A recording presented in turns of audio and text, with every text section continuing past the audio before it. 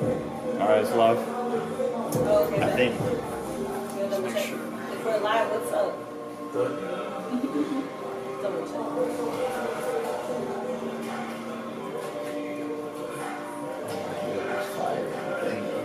Yep. Okay, babe. Alright, we're making here. What's up? Y'all, this is episode 15 of Get Smackz. Powered by Empowered Villages Inspire. I'm at 2%. Shout out to Whirlwind Studios. This is Eric behind the cameras. Shout out to our special guest though too. What's up? We got Tonyjr in the building. What the fuck is going on, man? You know, once upon a time called now, I'm feeling good, feeling great. How are you doing? I'm doing good. So I just probably just dive right into this. So first of all, where are you from? Oh, well, I'm from heaven, you know what I'm saying? You know, shout out to my guy, God.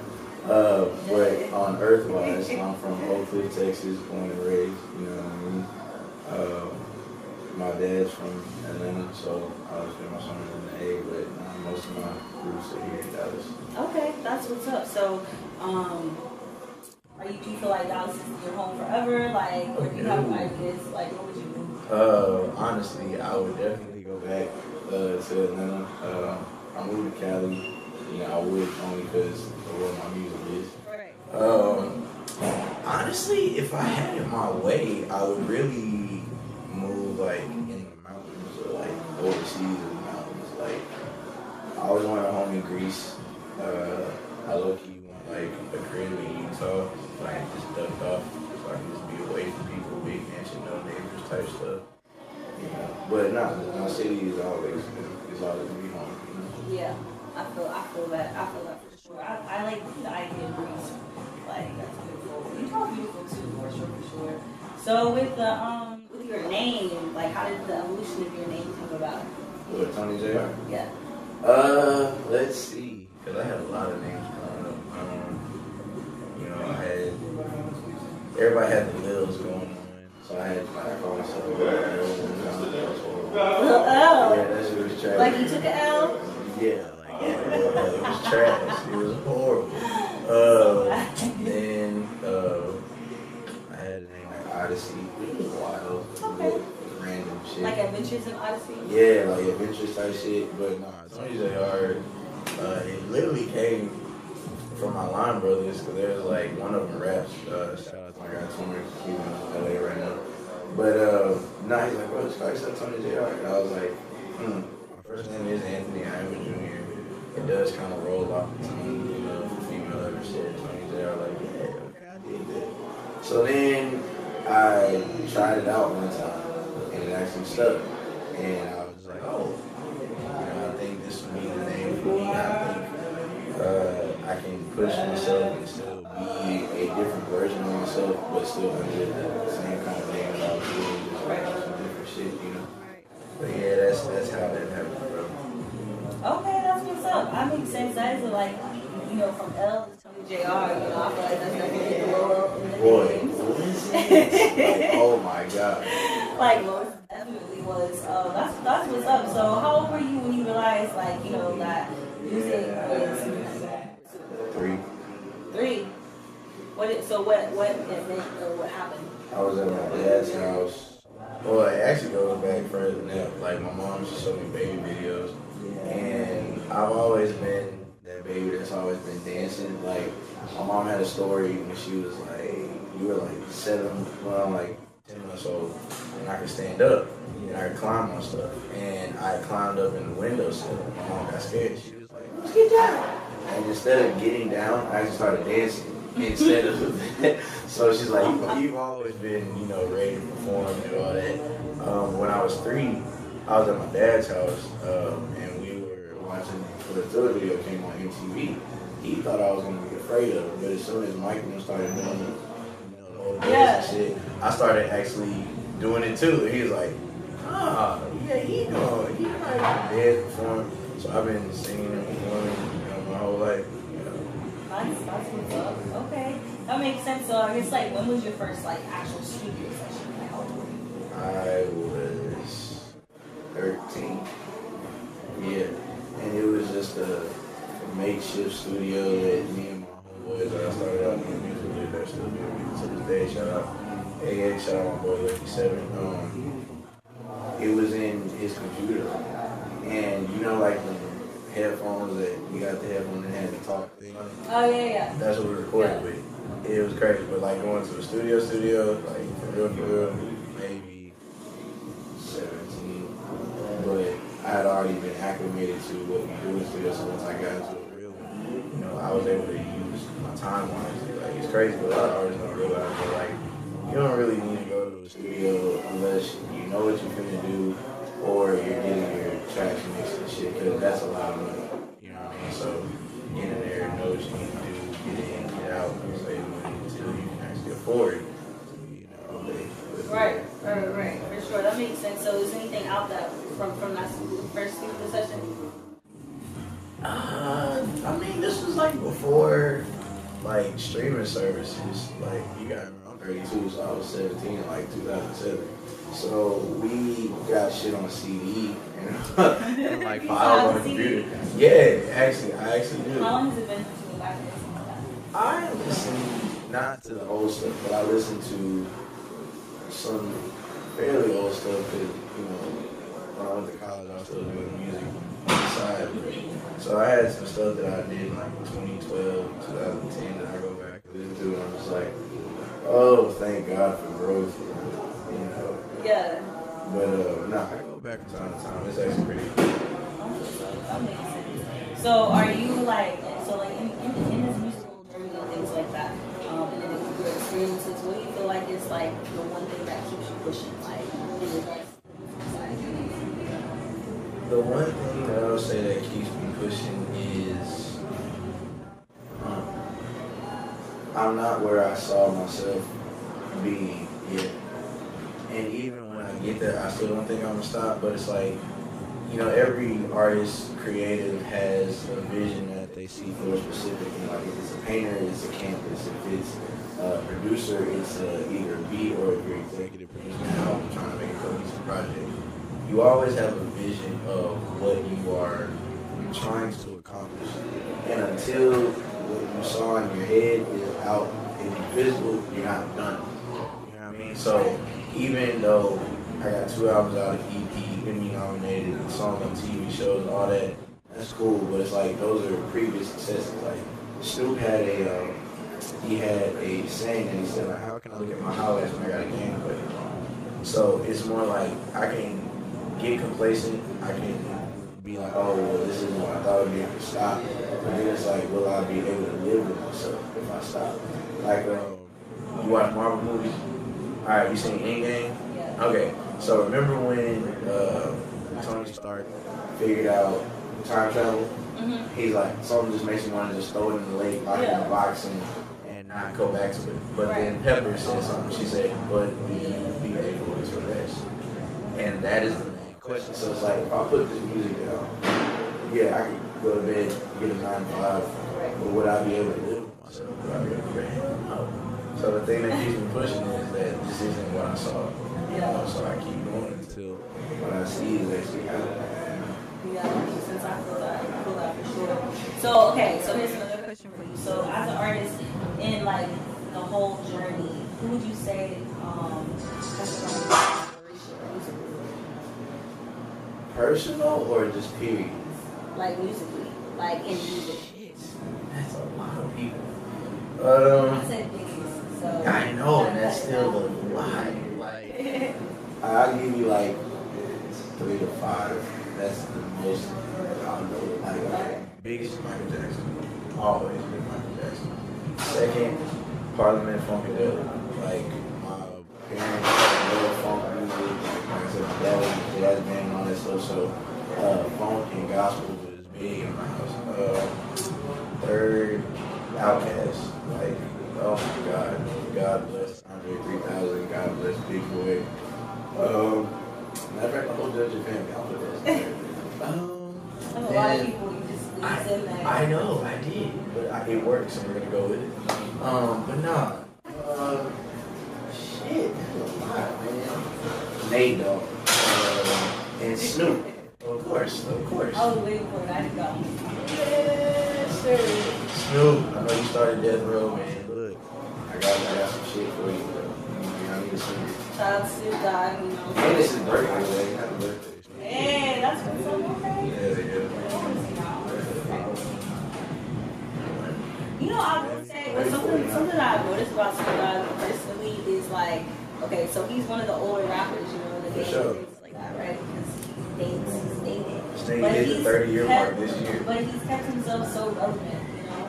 And I feel like a lot of these other artists that are not even in the game as long as him are most relevant because like they don't put themselves out there and do like the commercials and like the other things. Nah, for sure. You know, like. But also, you know, you also know being in the industry, you have to be able to be marketable.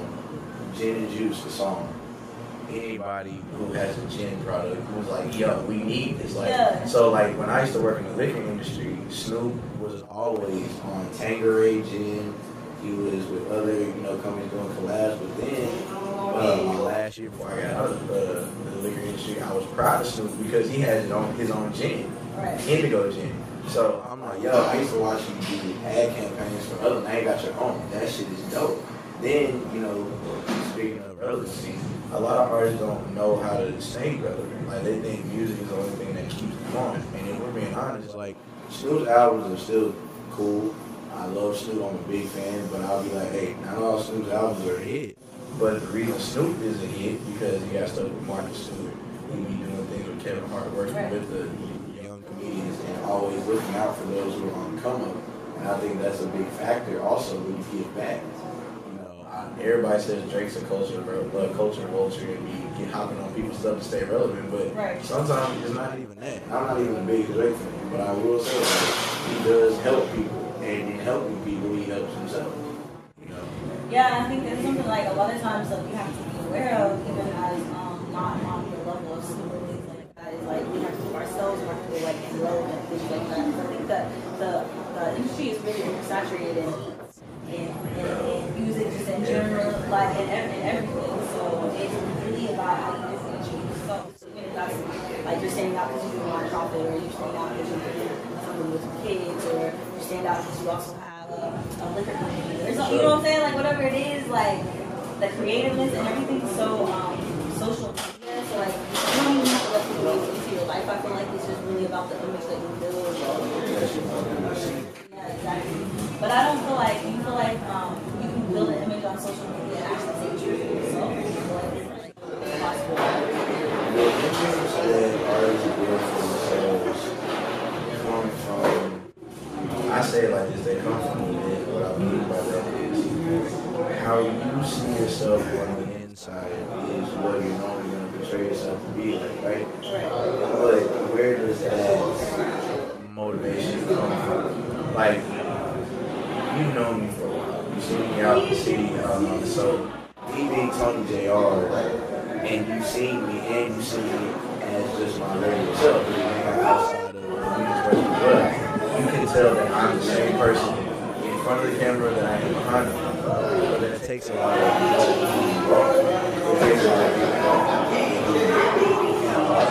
Sometimes they get into this industry trying to get away from who they are. So sometimes some dudes who escape life, like some walk great freaking artists. But the crazy thing was, my homeboy Zach Brunson, who was accused for on her concert, he said it one time, he was like, she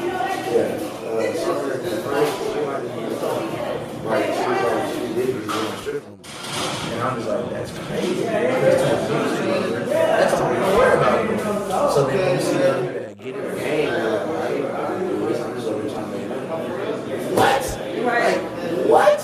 Like, no, sir. Like, what is wrong with you? You know what I'm saying? Because, like, to us, being creators, like, this is our life. Like, if we woke up tomorrow and we didn't have music,